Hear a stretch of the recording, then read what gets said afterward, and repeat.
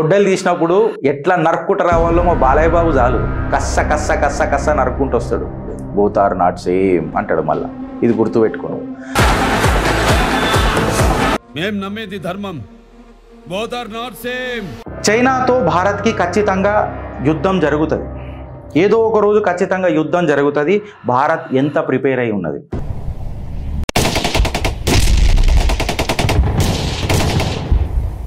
అసలు యుద్ధం ఎందుకు జరుగుతుంది గిరీష్? డోక్లాంలో ముక్కుల మీద పంచులు కొట్టినాం కదా. ఎస్, కొట్టినాం. కాకపోతే ఇవాళ భారత్ అంటే ఏందో పరిచయం చేస్తున్నారు.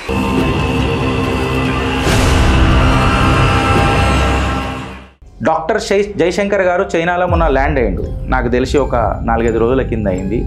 ఆఫ్టర్ 2020 గాల్వాన్ క్లాషెస్ తర్వాత, ఏదైతే మనం ముక్కులు పంచులు కొట్టిన తర్వాత, నాకు తెలిసి ఇది ఫస్ట్ టైం అనుకుంటా జైశంకర్ గారు చైనాలో అడుగుపెట్టిండు.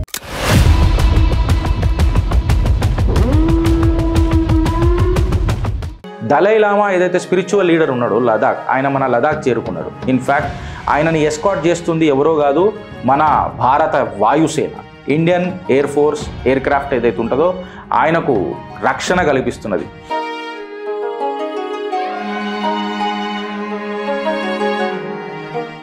సముద్రాలలో ఎప్పుడైతే ఐఎన్ఎస్ కనిపిస్తుందో శత్రు భయంకరం ఒక్కొక్కటికి తడిసిపోతుంది. ఎప్పుడైతే నా భారత్ వాయుసేన మీదికి ఎగురుతుందో, కొత్తగా నేను చెప్పనక్కర్లేదు, చైనీస్ P-15 మిజైల్స్ ఏడబడిపోయినాయో మీ అందరికీ తెలుసు. S-400 సుదర్శన చక్ర పాకిస్తాన్ ఎట్లా ఇబ్బంది పెట్టిందో మనం అందరికీ తెలుసు.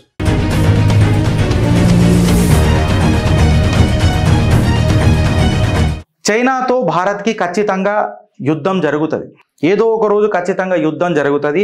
భారత్ ఎంత ప్రిపేర్ అయి ఉన్నది. అసలు యుద్ధం ఎందుకు జరుగుతుంది గిరీష్? డోక్లాంలో ముక్కుల మీద పంచులు కొట్టినాం కదా. ఎస్, కొట్టినాం. కాకపోతే ఇవాళ భారత్ అంటే ఏందో పరిచయం చేస్తున్నది. మహాభారత్ అండ్ దిస్ నయా భారత్, నువ్వెక్కడా, నీ ఔకాద్ ఎంత అని చెప్పి చైనాకు హెచ్చరిస్తున్నది.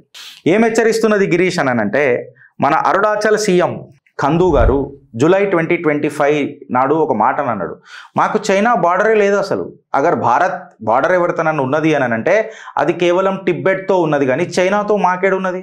టిబ్బెట్ చైనా భూభాగమే కాదు అని చెప్పినప్పుడు, ఈ టిబ్బెట్ అనేది ఒక అగ్ని జ్వాల అయి బద్దలవుతుంది. ఎక్కడ?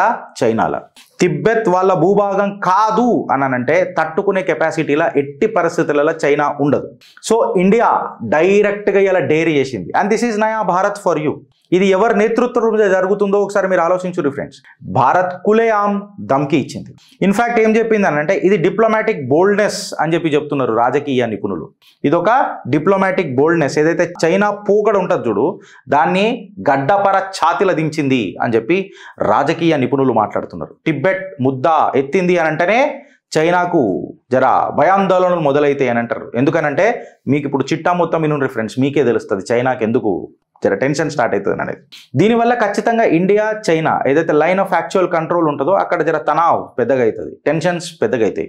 అయితే ఇక్కడ మనం అర్థం చేసుకోవాల్సింది ఏంటంటే, ఈ Himalayan standoff between India and China from the perspective of Tibet అనేది మన బార్డర్ డిస్ప్యూట్స్ని ఇంకా పెద్దగా పెంచుతుంది.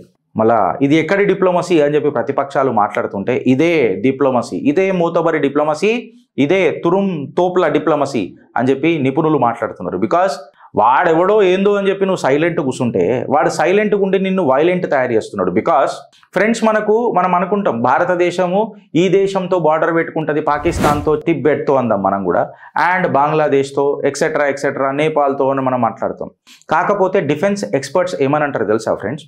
భారత్ యొక్క బార్డర్స్ ఏవైతున్నాయో ఒకటే దేశంతో ఉన్నది. అదేంది తెలుసా? అదే తిబ్బెత్ ఆర్ చైనా ఆక్యుపైడ్ తిబ్బెత్. అదేంది గిరీష్ మళ్ళీ పాకిస్తాన్ లేదా అని అంటే, పాకిస్తాన్ని నడిపించేదే చైనా, బంగ్లాదేశ్కి హెల్ప్ చేసేదే చైనా, నేపాల్లో రాజకీయత అస్థిరత తెచ్చేదే చైనా. సో ఇలా మనకి ఏదైనా బార్డర్ ఉన్నది అని అంటే అది చైనాతో ఉన్నది తప్ప చైనా మిత్రపక్షాలు లేకపోతే చైనా లబ్ధిదారులతోనే ఉన్నది తప్ప పాకిస్తాన్ బంగ్లాదేశ్ ఎప్పుడో కొట్టుకుపోయినాయి. ఈ చైనానే మనకు భద్రశత్రువు. అయితే డాక్టర్ జైశంకర్ గారు చైనాలో మొన్న ల్యాండ్ అయ్యిండు. నాకు తెలిసి ఒక 4-5 రోజుల కింద అయింది. ఆఫ్టర్ 2020 గల్వాన్ క్లాషెస్ తర్వాత, ఏదైతే మనం నడిముక్కులలో ముక్కులు పంచలు కొట్టిన తర్వాత, నాకు తెలిసి ఇది ఫస్ట్ టైం అనుకుంటా జయశంకర్ గారు చైనాలో అడుగుపెట్టిండ్రు. ఈ గల్వాన్ క్లాషెస్లో ఒకసారి ఆ సైనికులందరికీ మనం ఘన నివాళులు అర్పియాలి ఫ్రెండ్స్. 20 మంది సోల్జర్స్ మన భారతదేశం అలా ప్రాణాలను త్యాగం చేసిరు అప్పట్లో. చైనీస్ సోల్జర్స్ సంఖ్య ఇంకా పెద్దగా ఉన్నది. ఇన్ఫాక్ట్ చెప్పాలంటే చైనీస్ సోల్జర్స్ ఇజ్జత్ పోయినందుకు షీ జింగ్పింగ్ ఎవరైతే ఉన్నాడో అమెరికా అధ్యక్షుడు అలా సోల్జర్స్ని గుర్తుపట్టనిక కూడా నిరాకరించిండు అప్పట్లో. దలైలామా ఏదైతే స్పిరిచువల్ లీడర్ ఉన్నాడో లదాఖ్, ఆయన మన లదాఖ్ చేరుకున్నాడు. ఇన్ఫ్యాక్ట్ ఆయనని ఎస్కాట్ చేస్తుంది ఎవరో కాదు, మన భారత వాయుసేన, Indian air force air craft ఏదైతే ఉంటుందో ఆయనకు రక్షణ కల్పిస్తున్నది. సముద్రాలలో ఎప్పుడైతే INS కనిపిస్తుందో శత్రు భయంకరం ఒక్కొక్కటికి తడిసిపోతుంది. ఎప్పుడైతే నా భారత్ వాయుసేన మీదికి ఎగురుతుందో, కొత్తగా నేను చెప్పనక్కర్లేదు, చైనీస్ P-15 మిజైల్స్ ఏడబడిపోయినాయో మీ అందరికీ తెలుసు. S-400 సుదర్శన చక్ర పాకిస్తాన్ ఎట్లా ఇబ్బంది పెట్టిందో మనం అందరికీ తెలుసు. ఆకాశ్ తీర్ ఒక్కొక్కరిని ఎట్లా చీరి చింతపండు పెట్టిందో మనందరికీ తెలుసు. సో జబ్ ఆకాశ్ మే హే మేరా భారత్ కా వాయుసేన, ఇండియన్ ఎయిర్ ఫోర్స్ ఎప్పుడైతే ఆకాశంలో ఉంటుందో, ఆకాశము, భూమి, నీళ్లు 3 సురక్షితంగా ఉంటాయి. ఇన్ఫ్యాక్ట్ దలైలామా ఆరాంగా ఉంటాడు. Union ministers Kiran Rijiju in fact Tibetan autonomy కూడా ఇవాళ టిబెట్ అనేది చైనా ఆక్యుపైడ్ టిబెట్ కదా, అసలు మా భూభాగాలు టిబెట్తో ఉన్నాయి కదా, చైనాతో నేడున్నాయి అని చెప్పి డైరెక్ట్ దలైలామాకు సపోర్ట్ చేసి మాట్లాడారు. జయశంకర్ గారు పోయేకంటే ముందు అయినాయి ఇవన్నీ. ప్రతిసారి ఇప్పటిదాకా కాంగ్రెస్ హీన చరిత్రల చైనాకు భయపడి టిబెట్ని ఒక అంబిగ్యూటీ ప్రాజెక్ట్ లెక్కనే డీల్ చేసిరు ఫ్రెండ్స్. ఎట్లా అంటే టిబెట్ అనేది చైనా భూభాగం అన్నట్టు, లేదా చైనాకు భయపడి దాని మీద మాట్లాడకపోకుండా ఉండడం. కాకపోతే ఇది మోదీ సర్కార్, నయా భారత్, ఇట్లా నువ్వు మళ్ళీ మహాభారత్ నీకు పరిచయం కావాలనంటే బిడ్డ గెలుక్కో అని అన్నట్టు, టిబెట్ నీదెందుకు అవుతుంది అని చెప్పి కళ్ళు పెట్టి ఆంక్ మిలాకే ఉల్టా హాత్ పచ్చకడ కొడుతురు మన భారత్. అయితే బీజింగ్ దీన్ని చాలా సీరియస్గా తీసుకుందట. బీజింగ్కి మనం ఇట్లా ధమ్కి ఎందుకు ఇచ్చినాం అని అంటే, వాడు ప్రతిసారి మనతోని మామిడి పండు కోసినట్టు కోస్తున్నాడు మనని ప్రతిసారి. ఎట్లా అనంటే అగ్రెషన్ ఇన్ గల్వాన్ అంటాడు, లేదా పాకిస్తాన్ని ప్రేరేపిస్తాడు, బంగ్లాదేశ్కి పొలిటికల్ టర్మాయిల్లో వాడు డ్రోన్లు సప్లై, మయన్మార్లో డ్రోన్లు సప్లై చేస్తాడు, నేపాల్లో రాజకీయ అస్థిరత పెడతాడు, ఎక్సెట్రా చేస్తాడు, మన న్యూఢిల్లీ డాక్ట్రైన్ని మార్చే ప్రయత్నం చేస్తాడు. కాకపోతే మోడీ డాక్ట్రైన్ ముంగట ఇవాళ ముక్కు నేలకు రాయాల్సి వస్తున్నది. చెప్పిన కదా, మన బార్డర్ కేవలం పాకిస్తాన్ ఆర్ బంగ్లాదేశ్తో లేదు, ఒకటే బార్డర్, దట్ ఈస్ చైనా. ఇలా 81% of the Pakistani military equipments ఏవైతే ఉన్నాయో, ఆర్మ్స్ ఉన్నాయో, వెపన్స్ ఏవైతే ఉన్నాయో అవి కంప్లీట్గా చైనా నుంచే వస్తున్నాయి. సిప్రీ అని ఒకటి ఉన్నది ఫ్రెండ్స్, 2024 రిపోర్ట్ ప్రకారము కంప్లీట్ ఇలా ఏదైతే SIPRI అంటారు, సిప్రీ డేటా, మీరు గూగుల్లో కొట్టుకోండి. ఈ సిప్రీ డేటా ప్రకారం 81% ఆఫ్ ది కంప్లీట్ వెపన్స్ ఏవైతే ఉన్నాయో అవి పాకిస్తాన్కి చైనా నుంచి వస్తున్నాయి. అవి రేడార్ సిస్టమ్స్ ఉండని, డ్రోన్స్ ఉండని, ఫైటర్ జెట్స్ ఉండని, వాటి స్పేర్ పార్ట్స్ ఉండని, మిజైల్స్ ఉండని, స్ట్రాటజిక్ వెపనరీ ఉండని, ఇదంతా కంప్లీట్గా పాకిస్తాన్కి ఇలా చైనా నుంచే వస్తున్నది. అయితే దలైలామా ఇలా లదాఖ్ వచ్చి భారతీయ పౌరులను ఉద్దేశించి ఆయన మాట్లాడుతూ టిబెట్కి ఇక కొత్త స్పిరిచువల్ లీడర్ని మళ్ళీ మేము తీసుకురావాలని అనుకుంటున్నాం, ఆ ప్రక్రియ మొదలెడతాం, అక్కడ ఏ ప్రభుత్వాల ఇన్వాల్వ్మెంట్ ఉండబోదు అని ఇచ్చిన స్టేట్మెంట్ చైనా గుండెలలో రైలు పరిగెడుతుంది. దలైలామా ఇంత గట్టి స్టేట్మెంట్ ఎవరి అండ చూసుకొని ఇస్తున్నాడు అని అంటే ఇక్కడ నిలబడ్డది భారత్. ఎవడు పేరు చెప్తే భూమి దద్దరిల్తుంది చైనాలో, అదే భారత్. అయితే ద రీఇన్కార్నేషన్ ఆఫ్ దలైలామా అంటే, ఇప్పుడు దలైలామా వీళ్ళు ఏం నమ్ముతారంటే, స్పిరిచువల్ లీడర్, వాళ్ళ నమ్మకం ప్రకారం దలైలామా మళ్ళీ ఒకసారి పుడతాడు, సో ఆయనకు ఈ పగ్గాలు మనం అప్పచెప్పాలా అని చెప్తారు. సో ఈ దలైలామా స్పిరిచువల్ లీడర్ ఈ ప్రక్రియ మొదలైంది అని చెప్పి వాళ్ళు చెప్తున్నారు. ఇది జూలై 2025కి దలైలామా గారు కూడా మాట్లాడినరు, లదాఖ్లో అడ్రస్ ఇచ్చిండ్రు. ఇన్ఫ్యాక్ట్ ఇప్పుడు ఆయన ఒక Z+ కేటగిరీలో ఉన్నాడు. డైరెక్ట్ ఇండియన్ ఎయిర్ ఫోర్సే ఆయనకు నిఘా కాస్తున్నదంటే మీరు అర్థం చేసుకోండి. ఎందుకంటే ఏడికైనా డ్రోన్లు ఎగురుతాయో తెలియదు, పుచ్చలు వలగొడతారు నడిముకులు. తెలుసు కదా భారత్ అంటే ఏందో. గల్వాన్ క్లాషెస్లా ఆ సైనికులను అడుగురు, ఏడిచిండ్రు భారత్కి పోమనని, భారత బార్డర్లలో పోమని ఏడిచిండ్రు. ఆ వీడియోలు చూడు రిఫరెన్స్ ఒకసారి మీరు. చైనీస్ ఫారిన్ మినిస్టర్ ఎవరైతే ఉన్నారో బాగా ఎర్రగా అయిందట, ముందే నడిముకులలో కళ్ళు కూడా కనబడే చక్కగా, ఇంకా ఎర్రగా అయిపోతే చీమకళ్ళ లెక్క చిన్నగా అయితే వెళ్ళాయి. ఎర్రగా అయిపోయి మీ కాలు మీద మీరే గొడ్డలు కొట్టుకుంటారు చూడుర్రు అని అన్నాడు. అరే గొడ్డలు మాకు తెలుసు ఎట్లుండాలి, మా పరశురాముడి వెపన్ అది. గొడ్డలు తీసినప్పుడు ఎట్లా నరుక్కుంటూ రావాలో మా బాలయ్య బాబు చాలు, కస్స నరుక్కుంటూ వస్తాడు. బోత్ ఆర్ నాట్ సేమ్ అంటాడు మళ్ళా, ఇది గుర్తుపెట్టుకోను.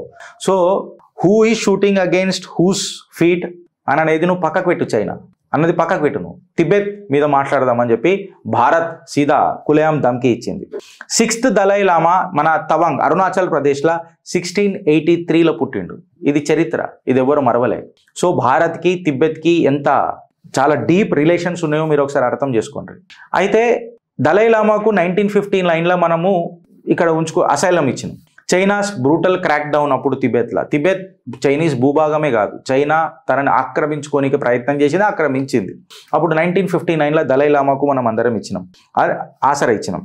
అయితే చైనా ప్రతిసారి మన అరుణాచల్ ప్రదేశ్ని సౌత్ తిబ్బెత్ లెక్క మ్యాప్లలో చూపించే ప్రయత్నం చేస్తుంది.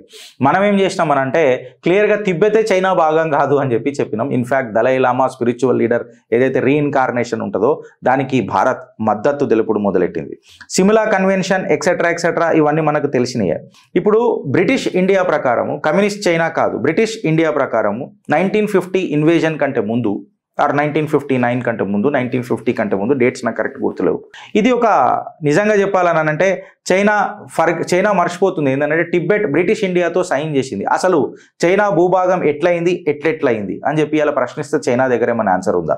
చైనా దగ్గర ఆన్సర్ లేదు. కాకపోతే భారత్ భూభాగం కాదు తిబ్బెత్ అని చెప్తుంది. కాకపోతే బ్రిటిష్ని పరిపాలించింది ఒకప్పుడు, భారత్ని పరిపాలించింది ఒకప్పుడు బ్రిటిష్, అండ్ బ్రిటిష్ ఒక టిబ్బెత్తో ట్రీటీ సైన్ చేసి మళ్ళీ ఇప్పుడు తిబ్బెత్ ఎవరు భూభాగం అయి ఉండాలా, తిబ్బెత్ ఎవరికి మద్దతు తెలపాలి అట్లీస్ట్ అనేది నేను మీ ఆలోచన వదిలిపెడుతున్నా ఫ్రెండ్. సిమ్లా కన్వెన్షన్ ఆఫ్ 1914 కూడా దో రిజెక్టెడ్ బై చైనా దీన్ని ఖచ్చితంగా రిజెక్ట్ చేస్తుంది. కాకపోతే ఇండియాస్ బార్డర్ ఏడుదాకుండేనో అన్నది మెక్ మహాన్ లైన్ అని చెప్పి మాట్లాడతారు. దీని మీద కూడా చైనా మాట్లాడగలుగుతుందా, దీని మీద కౌంటర్ ఇవ్వగలుగుతుందా అని చెప్పి చెప్తున్నారు. అయితే జస్ట్ జైశంకర్ గారి విజిట్ కంటే ముందు ఇట్లాంటి మాటలు మాట్లాడాడు గిరీష్, మళ్ళీ ఇబ్బందికరణం కదా అని అంటే చైనా గెలుపుతున్నప్పుడు చైనా ఏదైతే సైకలాజికల్ వార్ ఆడుతుంది కదా, బిడ్డ నువ్వు మాతోనే ఏదైనా సైకలాజికల్ వార్ ఆడితే నిన్ను కూడా గిట్టనే గడ్డపార దించుతాం అని చెప్పి చెప్పనీకి. ఎందుకంటే మయన్మార్లో కూడా ఇన్ఫ్యాక్ట్ ఒక సర్జికల్ స్ట్రైక్ చేసింది. ఆర్మడ్ ఫోర్సెస్ దీని మీద ఏం మాట్లాడతలేవు. కాకపోతే 100 డ్రోన్లు పోయి మయన్మార్లో మనం చిత్రగుప్తులో మాట్లాడినాం, పుచ్చలు వలగొట్టేసి వచ్చినాయి. ఇన్ఫ్యాక్ట్ చెప్పాలనంటే అక్కడ పీపుల్ లిబరేషన్ ఆర్మీయే ఈ ఉల్ఫా ఇంకా ఈ NSCN ఎవరైతే ఉన్నారో వీళ్ళందరికీ మద్దతు తెలుపుతున్నది చైనీస్ పీపుల్ లిబరేషన్ ఆర్మీ అని చెప్పి మనకందరికీ టిప్పు దొరకంగానే డ్రోన్లు పోయి పుచ్చలు వలగొట్టొచ్చినాయి. గల్వాన్ తర్వాత బయోలేటరల్ రిలేషన్షిప్స్ మనకేం మంచిగా లేవు ఫ్రెండ్స్. ఇన్ఫ్యాక్ట్ చెప్పాలనంటే 2 దేశాలు కూడా డిసెంగేజ్మెంట్ ప్రక్రియలో ఉండే. అయితే చైనా ఏదైతే రేర్ అర్త్ మెటల్స్ బ్యాన్ చేసిందో, ఫర్టిలైజర్స్ బ్యాన్ చేసిందో, ఇన్ఫ్యాక్ట్ భారత్ యొక్క ఎకనామిక్ ఆర్థిక వ్యవస్థను నాశనం చేద్దామని ప్రయత్నం చేస్తుందో, ఇప్పుడు చైనాని కూడా గెలకాల్సిన అవసరం ఉందా లేదా మీ కామెంట్ రూపంలో చెప్పండి ఫ్రెండ్స్. ఇవాళ గ్లోబల్ టైడ్ ఏదైతే ఉందో అలా అని అంటాం కదా, ఆర్థిక అలా, అది యుఎస్ నుంచి చైనా నుంచి భారత్ వైపు తిరుగుడు మొదలెట్టింది. ఖచ్చితంగా తిబెత్ అనేది చాలా కీలకమైన భూభాగం ఉంటుంది. బికాస్ ఈ తిబ్బెత్ని మన మీదకి ఒక అస్త్రంలాగా వాడే ప్రయత్నం చేస్తాడు మన చైనా. ఇన్ఫ్యాక్ట్ దేశ ప్రధాని నరేంద్ర దామోదర్ దాస్ మోదీ గారు కూడా ట్విట్టర్ వేదికగా దలై లామా గారికి ఆయన 91వ బర్త్డే నాడు గ్రీటింగ్స్ తెలిపిండ్రు. ఇది ఒక జియో పొలిటికల్ మెసేజ్ అని చెప్పి రాజకీయ నిపుణులు వాడుతున్నారు. బీజింగ్ అగర్ పాకిస్తాన్ ఆక్యుపైడ్ కాశ్మీర్లో పాకిస్తాన్కి సపోర్ట్ చేస్తే మేము ఇక్కడ చైనీస్ ఆక్యుపైడ్ తిబెత్లా ఖచ్చితంగా తిబెత్కి సపోర్ట్ చేస్తాం అని చెప్పి చెప్తున్నాం. అయితే యుఎస్ కాంగ్రెస్ కూడా ఒక రెజల్యూషన్ పాస్ చేసింది, టిబెట్ చైనా కాన్ఫ్లిక్ట్ యాక్ట్ అని చెప్పి యుఎస్ కూడా పాస్ చేసింది. అయితే ఇక్కడ యుఎస్కి ఇండియాకి నిజంగా చెప్పాలంటే కామన్ పారామీటర్స్ ఉన్నాయి, కామన్ సినర్జీ ఉన్నది ఈ చైనాకు ఉద్దేశించి. ఇది శుభసూచకం అని చెప్పి రాజకీయ నిపుణులు కూడా అంటున్నారు ఫ్రెండ్స్. ఈ చైనీస్ అగ్రెషన్కి భారత్ ఏం భయపడతలేదు ఫ్యాక్ట్ చెప్పాలనంటే. ఇన్ఫ్యాక్ట్ గల్వాన్, అరుణాచల్ ప్రదేశ్ ఇవన్నిట్లలో మనం ఆల్రెడీ చూసుకున్నాం. ఇప్పుడు చైనా మనని గెలుకుతే దీన్ని ఏ రకంగా బొందబెడుతుందో చైనా వాళ్ళ ఊహకే ఇలా భారత్ వదిలిపెడుతున్నది.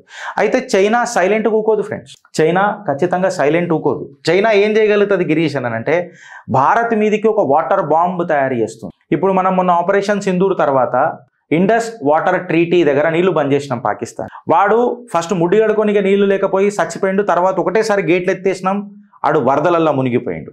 మేబీ చైనా మనకు వరదలు అంటే మనకు బ్రహ్మపుత్ర నది మీద ఆడొక పెద్ద మెగా ప్రాజెక్ట్ కట్టబోతున్నాడు, 167 బిలియన్ ప్రాజెక్ట్ అని చెప్పి హిందుస్థాన్ టైమ్స్లోనూ ఇక్కడ వచ్చింది ఫ్రెండ్స్. ఇది చైనా భారత్ని ఒక వాటర్ బాంబుతో హస్తగతం చేద్దామని చూస్తుంది. అగర్ ఇట్లాంటి పెద్ద భారీ ప్రాజెక్ట్ తయారు చేసి వాటర్ బాంబ్ తయారు చేసి భారత్ మీద వదిలితే మళ్ళీ భారత్ పరిస్థితి ఏంది అని చెప్పి మనందరం ఆలోచించాలన్నా వద్దా? ఇన్ఫ్యాక్ట్ దీనికి భారత్ దగ్గర ఏదైనా కౌంటర్ మెజర్ ఉన్నదా? భారత్ దీనికి ప్రిపరేషన్ చేస్తున్నదా? దీని మీద రేపు చిట్ట అయిపోదాం ఫ్రెండ్స్. జర ఊరియాలి కదా మిమ్మల్ని కూడా, అప్పటి లోపల మీరు కూడా జర హోంవర్క్ చేయండి. So this is Bharat, nothing to worry. చెప్పినా కదా, మీ టేబుల్ మీద ఉన్న బ్రెడ్, రొట్టె అండ్ మీ చైల్డ్స్ ఫ్యూచర్ అబ్సల్యూట్గా సేఫ్ ఉంటుంది as long as the government which thinks about this Bharat. And to that matter, నిజంగా చెప్పాలని అంటే భారత్ని ఒక పెద్దపీట పెట్టే ఒక ప్రభుత్వం, భారత్ని భారతీయుల లెక్క భారతీయులను పెద్దపీట పెట్టే ప్రభుత్వం మన దగ్గర ఉన్నది. సో అబ్సల్యూట్గా మనం భయపడాల్సిన అవసరం ఏం లేదు. ఇన్ఫ్యాక్ట్ దీని మీద కిరణ్ రిజిజు గారు కూడా చాలాసార్లు మాట్లాడినరు, హేమంత బిస్వా గారు కూడా మాట్లాడినరు, జయశంకర్ గారు కూడా మాట్లాడినరు, నాకు తెలిసి మన రాజ్నాథ్ సింగ్ గారు కూడా ఒకసారి మాట్లాడినరు. ఆబ్వియస్గా దీంతో మనం భయపడాల్సిన అవసరం లేదు. అండ్ ఈ వాటర్ బాంబ్ని మన భారత్ ఎట్లా కౌంటర్ చేస్తుందో మనం నెక్స్ట్ రేపు ఈ చిట్టా ఓపెన్ చేద్దాం ఫ్రెండ్స్. అంతవరకు ఈ కంటెంట్ మీకు నచ్చితే జర నలుగురికి షేర్ చేయండి, కమెంట్ రూపంలో చెప్పుండ్రి. అండ్ భారత్ని భారత్ లాగా పరిచయం చేస్తున్న ఆ భారతీయులకు అందరికి ఒకసారి అంకితం చేయనికే భారత్ మాతాకి జై అని చెప్పి కమెంట్ చేయరు ఫ్రెండ్స్.